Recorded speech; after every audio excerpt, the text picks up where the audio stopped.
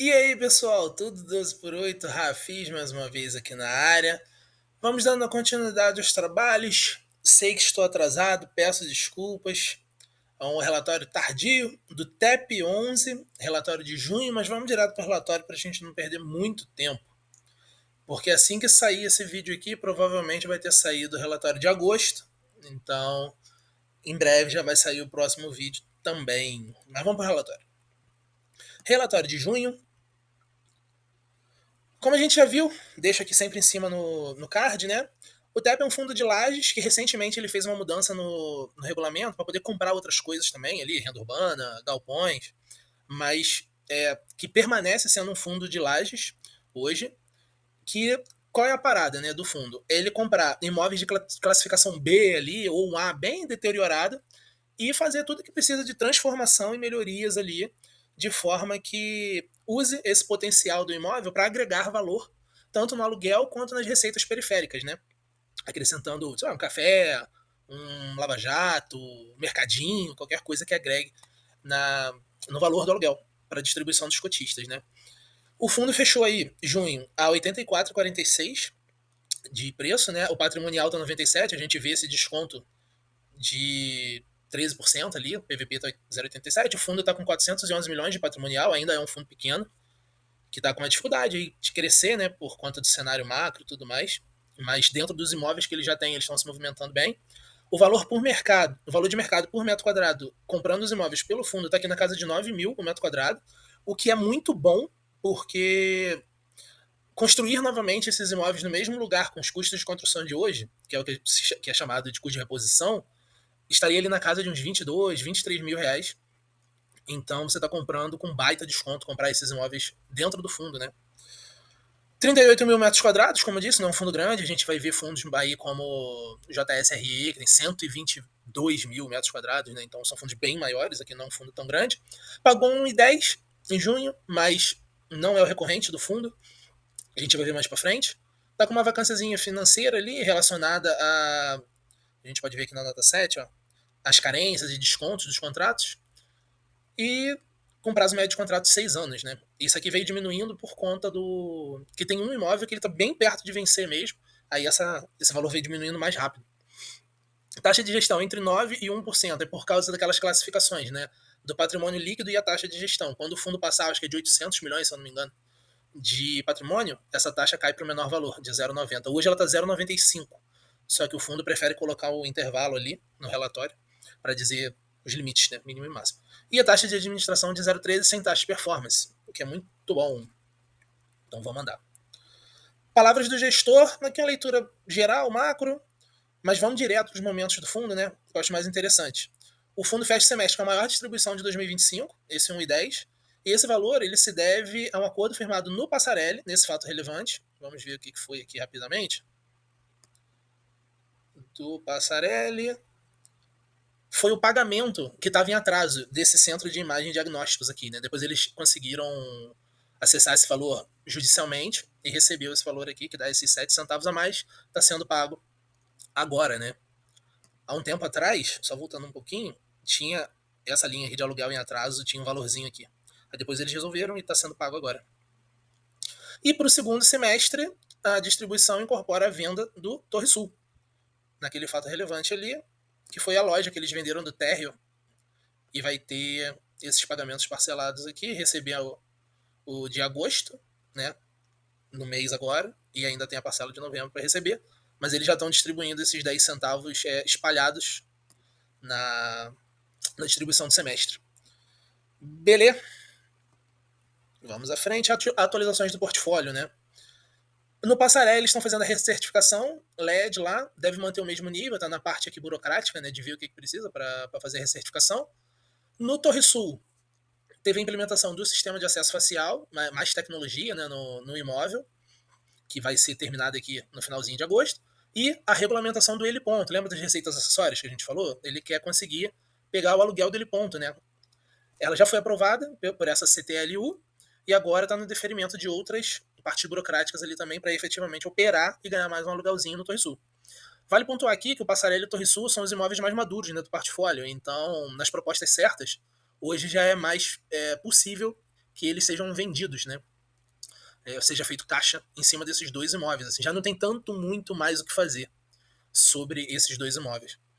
No Fujitsu, várias obrinhas foram feitas aí, melhorias no imóvel, né? Pinturas, troca de forro, reformas e tudo mais. E uma revitalização desse painel aqui de fora. Ficou bem mais bonitinho, né? E tudo isso aqui agrega na percepção de valor final para os novos locatários, né? Isso é muito bom. E em julho está prevista a conclusão de contratação para fazer o retrofit do lobby. Então vai ter mais uma obra estética ali embaixo no Fujitsu. Como a gente falou mais no início do ano, o Fujitsu é o imóvel que está perto de acabar o prazo de locação e vai ser o imóvel que a gente mais vai ver obra esse ano, porque o fundo quer deixar esse imóvel bem competitivo para caso a Fujitsu saia do imóvel, você ter um imóvel muito bem localizado, tanto fisicamente quanto esteticamente ali, né? Para conseguir novos inquilinos a preços muito bons de aluguel também. No Faria Lima 1355, mais umas obrinhas ali, sistema de ar-condicionado e tal. Mas o mais interessante, na verdade, foi essa busca aqui que o fundo está tendo com o escritório de arquitetura para avaliar projetos de expansão da área comum do imóvel. Porque quando eles pegam a regra atual de construção, se você comparar as plantas, a regra atual permite mais área de construção do que a regra antiga, de quando o prédio foi construído. Então o fundo está vendo qual é a viabilidade de usar essas áreas que não foram construídas para agregar potencial de aluguel, né? Áreas locáveis. Só que lógico que isso vai dar um baita trabalho, porque você tem que ver ali toda a parte jurídica, a parte de desenhos, né, de plantas, para ver efetivamente quais áreas você pode agregar para fazer essa locação. Mas esse é um prédio que tem bastante potencial, né, de ter mais áreas locáveis. E no GPA, nada demais. O inquilino segue fazendo lá, o Pão de Açúcar segue fazendo o que tem que fazer e o fundo acompanhando. Na projeção aqui de distribuição, maior distribuição do semestre, de 1,10. Uma coisa interessante é que ela veio até mais alta do que o relatório do mês passado. Deixa eu voltar aqui. Que no do mês passado ele estava falando em 1,5, né? Então ele pagou 1,10. Então ele conseguiu ter algum ganho operacional ali, que conseguiu dar mais 5 centavos ainda. Muito top. A gestão do TEP vem trabalhando muito bem mesmo. E para o segundo semestre vai pagar esses 74 centavos, já com aqueles 10 centavos, como a gente falou, diluídos aqui. E lá para o primeiro semestre de 26, uma distribuição bem alta da venda do condomínio São Luís. Isso aqui a gente vê um pouquinho mais para frente. Na demonstração de resultados, a gente vê um valor de locação que veio mais alto aqui. Veio 3.791.000, 90 centavos por quadro, mas é porque teve um aluguel que foi antecipado, né? Então esse valor veio um pouco mais alto, porque é para girar ali na casa de 3.500.000, algo do tipo. Com isso, gerou 74 centavos de distribuição, só que o recorrente mesmo, o recorrente do fundo vai estar na casa de 67, 68 centavos, o que dá equivalente ali a uns 10% de yield, né, por ano. Para Lages é muito bom, assim, é um valor muito alto. Para Lages, né? E completou esses 74 centavos com o que tinha de reserva e ainda tem 55 centavinhos de reserva aqui para distribuir. Aqui no patrimônio do fundo, né? A gente viu aqueles 411 lá na primeira página, porque o fundo ainda tem 11 para distribuir de ganho de capital, ficando com 400 milhões de patrimônio ajustado. Só que como isso aqui ainda está para ser recebido e pago, conta no patrimônio do fundo, né? O que sobrou de vendas e aquisições? O fundo tem 71 milhões em vendas. E aqui é que vem aquela parcela de 1,30 que a gente falou nos slides anteriores aqui, né? Essa distribuição maior. Porque o fundo tem 71 milhões dessa venda aqui, sendo que 59,9 milhões da venda do São Luís voltam para o caixa e 11,1 milhões vai ser distribuído como ganho de capital no segundo semestre, fevereiro de 26. Por isso que a gente vê aquelas barras maiores lá. E o fundo tem 50 milhões para pagar, 51 milhões para pagar das aquisições aqui, né? Da parcela do Faria Lima, da parcela do Pão de Açúcar e da outra parcela do Faria Lima. Em que quando esse caixa entrar, ele já pode ser usado para quitar essas parcelinhas aqui, sem gerar impacto no caixa, né? E mais os CRIs para pagar aqui na frente, 96 milhões, mas isso aqui vai ser para outro caixa, não vai ter muito a ver com essa venda dos imóveis, não.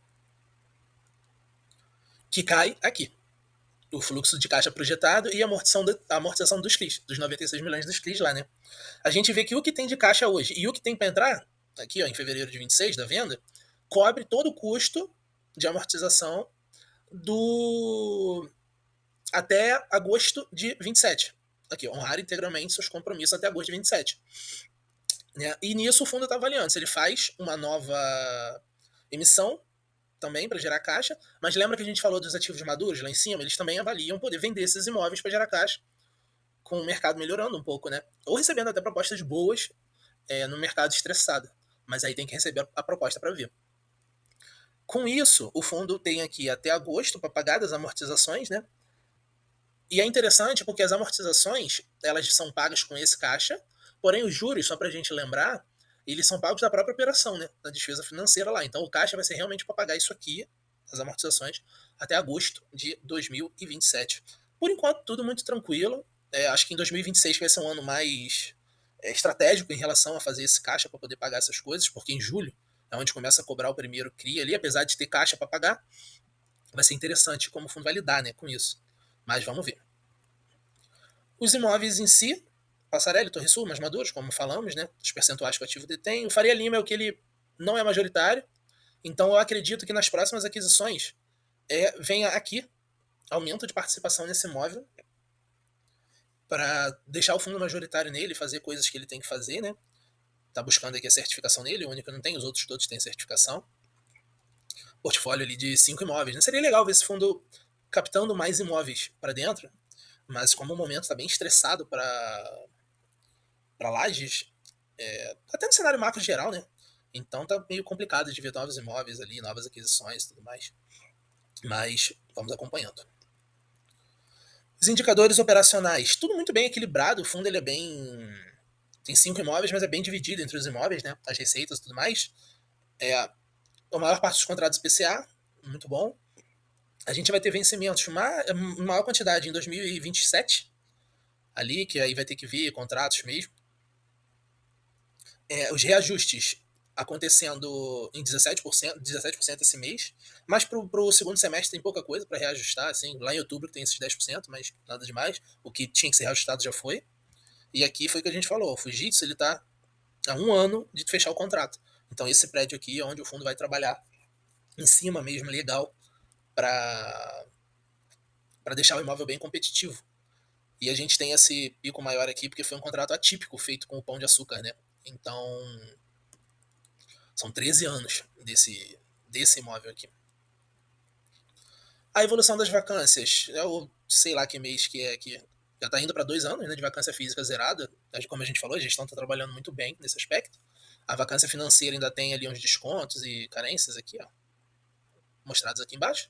Aqui, aquele adiantamento de aluguel que a gente falou lá no demonstrativo de resultados, né? O recorrente mesmo viria perto disso aqui, girando naquela casa ali, de 3 milhões e 500. Esse mês veio maior, então provavelmente mês que vem vai vir menor. Já é uma coisa que a gente pode ter uma expectativa de acontecer. Falando dos indicadores operacionais, a dívida cresceu, né? Com o CRI que eles fizeram lá para o GPA, que é esse CRI aqui, feito em 2024. Taxas muito boas. Uma coisa interessante da gente enxergar sobre taxas é não olhar só o valor bruto da taxa aqui, né? IPCA mais 8. Porque IPCA mais 8 é um valor alto, se você for pensar. Uma dívida que tecnicamente ela é cara. Só que você tem que enxergar também quando essa dívida foi feita. Por quê? Se ela foi feita no momento em que o juros está mais alto, é aquela coisa do custo do dinheiro, né? Se você tem coisas mais seguras, com taxas mais altas, você conseguir pegar uma dívida IPCA mais 8, onde o tesouro dava IPCA mais 7 e pouco, é uma baita dívida. O fundo conseguiu pegar um CRI com uma taxa muito boa, entendeu? É uma baita dívida conseguida, assim. Então não olhem para esses valores aqui, só o valor, né? IPCA mais 8 é caro. Não, tenta ver quando ela foi feita e se tem pouco spread, né, entre o tesouro na época e a taxa conseguida, porque esses dois valores foram muito bem conseguidos assim pela gestão. O CRI Fujitsu começa a amortização em julho de 26 e o GPA em janeiro de 27, como a gente viu lá no gráfico do fluxo de caixa, né, e da amortização. E aqui é representado no ano a ano, que aí começa em 2027, um impacto maior, sobe um pouquinho ali até 32 e depois cai um pouco. No mercado secundário, a gente vê que o volume diário não é tão alto, o fundo é pequeno, como a gente falou. Algumas vezes ele bate aqui perto de 1 milhão e tudo mais. Já teve períodos que ele ficou bem mais perto de 1 milhão. Agora ele está negociando menos, o que faz a cota andar pouco. E aí a gente vai ver até num gráfico mais para frente ali, numa tabela, que eles botam que é o fundo que menos cai no mês a mês, né? Porque ele negocia menos também, é um fundo menor. Então, é um ponto da gente ficar olhando, mas para uma parcela pequena da carteira, não é um fator assim tão impactante. O PVP histórico, esse gráfico é muito legal aqui, mostrando que agora ele está voltando para a média do fundo, ali um pouco abaixo de 0,9, que o fundo ele surgiu em 2019, ali, tipo, pós-pandemia, né? Então ele nunca operou num PVP1 dele. E sempre a média aqui girando. Nunca operou, não, né? A média gira em 0,9. A média não girou em 1. Mas ele atinge pontos aqui, ó, em que bateu o PVP. Ou seja, tem um espaço para subir aqui ainda, né? E o número de cotistas crescendo aí ao longo do tempo. Rentabilidade, vê que tudo está sofrendo um pouquinho ali. A rentabilidade histórica do fundo, em comparação com o IFIX. Histórico de rendimentos, que a gente vê os proventos subindo ao longo do tempo. Isso aqui é um valor muito alto, né? Eu não acho que isso aqui vai se repetir para frente, porque realmente são valores muito expressivos, assim, considerando as vendas dos imóveis anteriores. Mas fato é que o fundo conseguiu entregar bastante de histórico de rendimentos aí ao longo dos anos. É impressionante mesmo. E aqui é a tabela que eu falei, que o PVP, onde eles citam que, comparando com os outros fundos de lajes no IFIX, é o que menos caiu, né? É o que mais se mantém aqui perto de 1. Aí todo mês eles colocam essa tabela para mostrar que o fundo é o que menos caiu. Então, muito interessante ver que ele, num momento de super estresse, que ele está super apertado, ele segura o rojão. Aqui é a linha de tempo de aquisições e vendas, né, os preços por metro quadrado, e a gente vai ver que o São Luís, que foi vendido, e o Timbaúba, que foi vendido, também tiveram ganhos muito bons ali, né, no metro quadrado, que gerou uma distribuição bem expressiva para o fundo. E aqui o slide final, só falando da gestora, o que eles têm listado e tudo mais. Do TEP é isso, tá? Continua rodando bem, continua fazendo o que tem que fazer. Vamos acompanhar agora aquela certificação dele ponto lá, para ver se entra essa receita e essas obras do Fujitsu, para ver o quanto que o fundo vai ter que desembolsar efetivamente. Mas fora isso, voo de cruzeiro, nenhuma novidade em relação ao fundo. Beleza, pessoal? A gente se vê então no próximo vídeo.